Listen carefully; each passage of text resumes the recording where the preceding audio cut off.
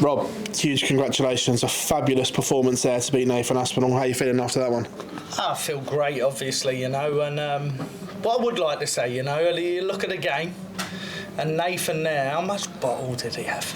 Every last start, everything, just keep yourself in the game, He had a chance sort of with the 15, the 32 or whatever it was off the 47, but no, just happy to win. Most of that game you were around the 109 average. Do you realise how good it is when you're in the moment up there? When I want to do it, I said, I'm practising and I'm not practising as much as what I used to, I would say that, because I've had a bit of time off, but I've had a sort of like this week, for instance, I've done a couple of practices and they've been around it, I know the game's there and just enjoying it more than ever, really, going up there, more aggressive.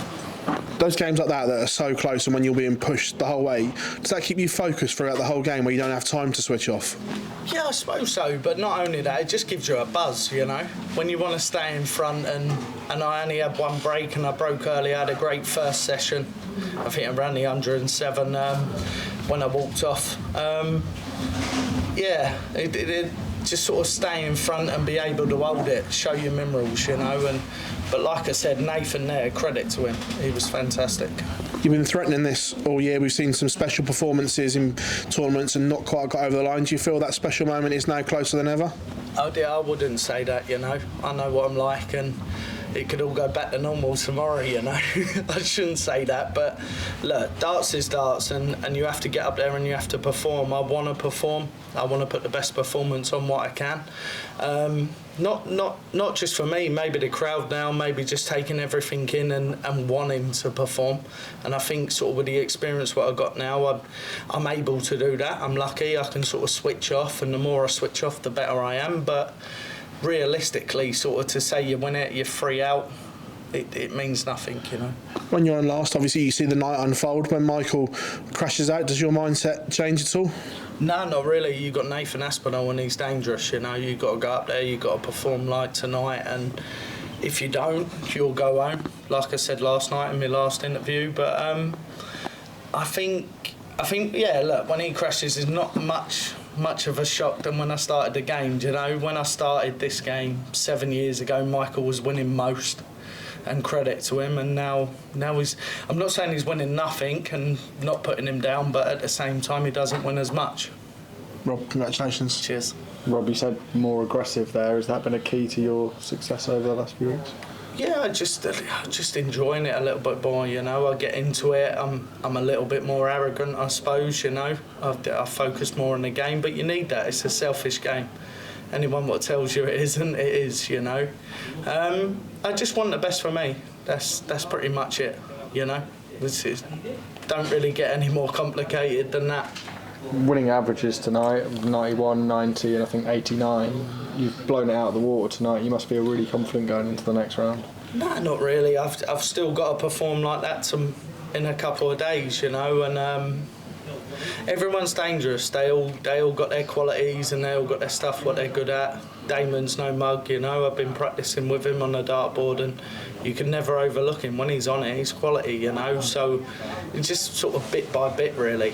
Just go back out there, perform, and if I'm performing the way I am at the minute and as happy as what I am, then who's to say that I couldn't really go bigger? But the way you're playing, you must feel there's a big opportunity here at the Grand Slam.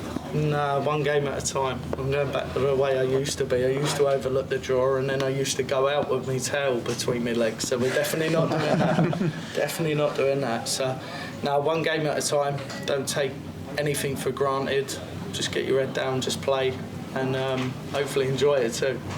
Cheers, Rob. Thanks. Thank you. Rob, you said that you've not been practising as much as you normally do. Do you think that's helped your game though? Just not spending that much time on the board and just helping keep refreshed.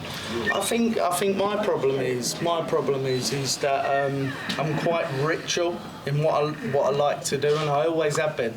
Even day one when I turned up, I like to get that normal routine, what I've always spoke about over the years, and the only difference now, I'm not relying on that. I'm actually saying, do you know what, Rob Cross is good enough to win now, and I don't need to put all them hours in.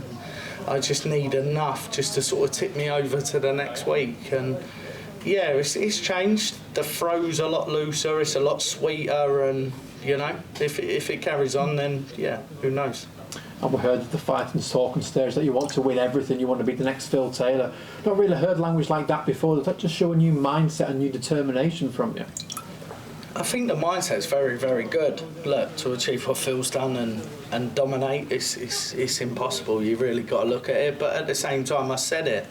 I want to come in, I want to win everything. And if you're competing and giving yourself chances, I suppose that's all you can ask these days. Because look, the field, the players, everyone's too strong, you know. But you have to be a little bit biased to yourself at the end of the day and want more. And if you don't want it, go home, you know.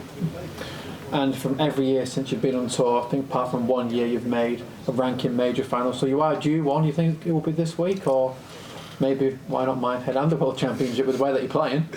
Yeah, look, I took an interview the other week and I said I'd love to win all three. But yeah, we'll just see how it plays out. That's all. That's where I am. You know, I know the game's in good fettle, but you know, you've got to get up there and still do it. So that's the most important thing, really. But yeah, get up there and enjoy it. Rob, big well done. Thank you. Cheers. Rob, obviously both team target today. Do you approach it any differently, being effectively almost like a teammate? Nah, not really. Obviously, Nathan's a great boy, you know. I'll get on with Nath, but no, you don't approach it any different, you know. We all got different contracts, I'm sure, yeah, we're all on different money and yeah, everything's so much different apart from with team target. But look, you've got to get up there and you've got to look at yourself and say to yourself, if you want it, you've got to go out and get it, you know, which I did today. And obviously a really nice intimate venue today. Did the crowd get behind you? Oh, they cheered Nathan's song. I thought it was amazing today. You know, Nathan's song, they carried on singing it for a couple of legs and, you know, I've not really seen that before. So, yeah, it was intimate. It wasn't intimidating either. And what a great crowd, you know. I love that. I love that. Excellent. Congratulations. Rob, how we doing? Nathan Aspin pushed you really far today. I mean, just how good did you have to be to win?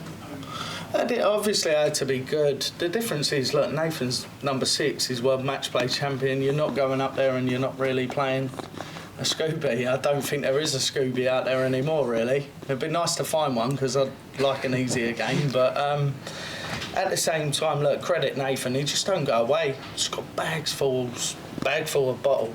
You know, when he's up there and he's trying to hold on, he gets back within sort of a leg and then it falls away again. But nah, for me, just enjoyed the game, just sort of, yeah, tried to grind it out at the end and all.